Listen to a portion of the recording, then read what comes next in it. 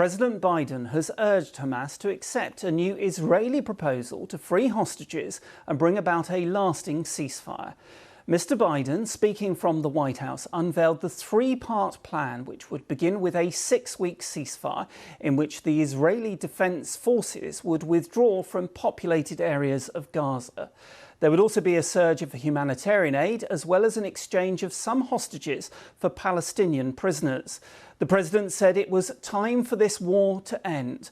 Hamas issued a statement saying it was ready to deal positively with any proposal offering a permanent ceasefire and a complete Israeli withdrawal.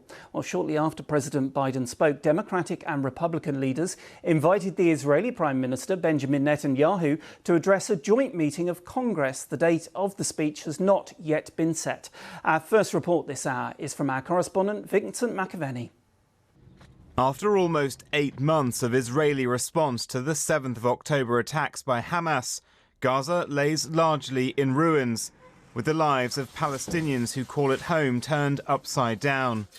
More than 36,000 have been killed across the region, according to the Hamas-run health ministry. Hundreds of thousands are displaced and aid is struggling to reach them. The conflict has put the US-Israel relationship under immense pressure. But in a surprise move, President Biden unveiled a new peace proposal and ceasefire offer from Israel. I know there are those in Israel who will not agree with this plan and will call for the war to continue indefinitely. Some are even in the government coalition. And they've made it clear they want to occupy Gaza, they want to keep fighting for years, and the hostages are not a priority to them. Well, I've urged the leadership in Israel to stand behind this deal, despite whatever pressure comes. President Biden outlined a 3-phase proposal that would begin with an immediate 6-week ceasefire. At the same time, Israeli forces would carry out a withdrawal from Gaza. Israeli hostages in Gaza would be exchanged for Palestinian prisoners, and 600 trucks of humanitarian aid would be delivered there each day.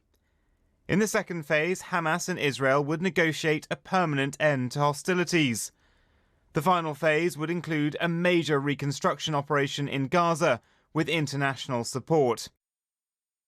Among those urging Hamas to get on board was Foreign Secretary David Cameron, posting on social media, "Let's seize this moment and bring this conflict to an end."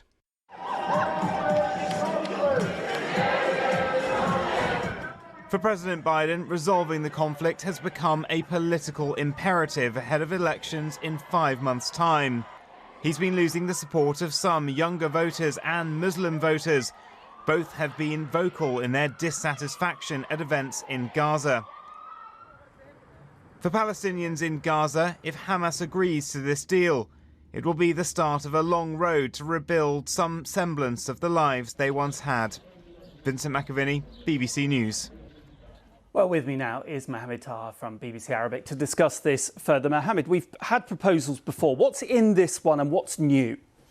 It is an Israeli proposal. It does not include a permanent ceasefire. It does not include a full withdrawal from the Israeli forces from Gaza, which are the main 2 demands of Hamas.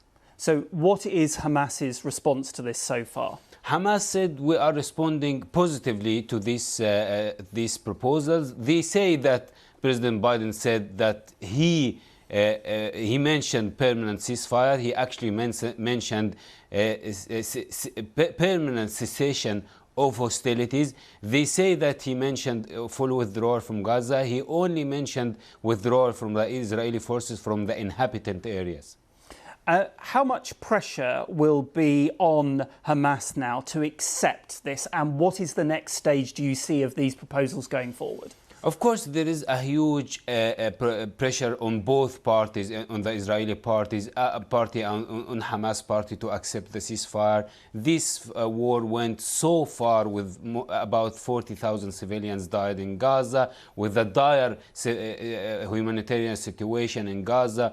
no a single fully functioning hospital, no school working, and these civilians are really want their life to come back again, along with the families of the hostages that are expecting to get their hostages back. Huge pressures from both sides. To what extent they would refuse these proposals and continue the war, I highly doubt that.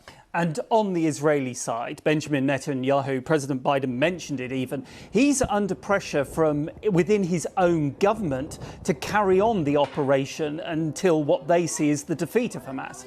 Indeed, these proposals from Israel would guarantee to Israel to have presence in Gaza, in the inhabited areas.